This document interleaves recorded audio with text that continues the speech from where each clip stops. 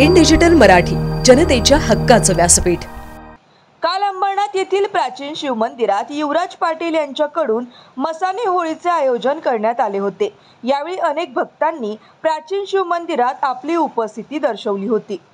हिंदू कॅलेंडरनुसार मसाणे होळी दरवर्षी फाल्गुन महिन्याच्या शुक्ल पक्षाच्या एकादशीच्या दुसऱ्या दिवशी साजरी केली जाते। रंगभरी एकादशीच्या एक दिवसानंतर मसाणेची होळी खेळली जाते असे मानले जाते।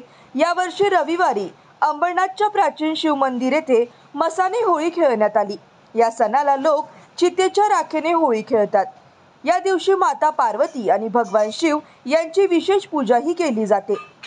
पौराणिक मान्यतेनुसार भगवान शिवने मसाणेची होळी सुरू केली।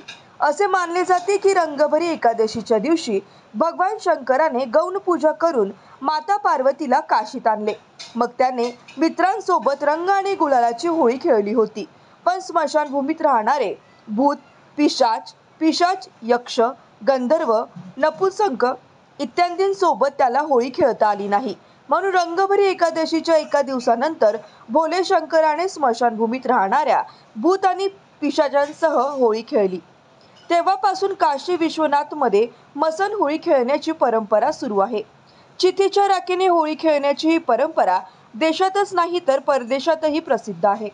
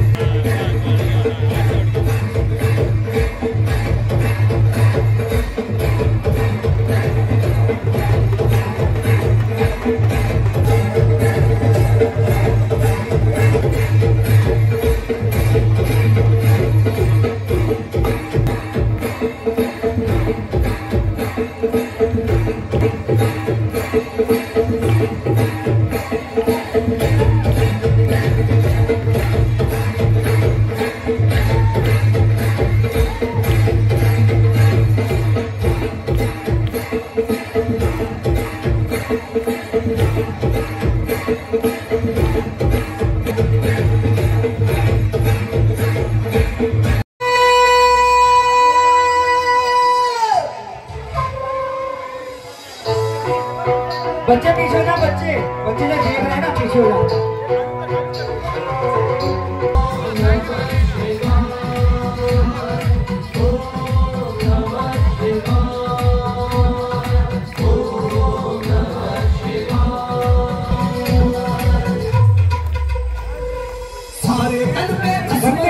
शिकार होने जा रहा, शिकार माँ का शिकार।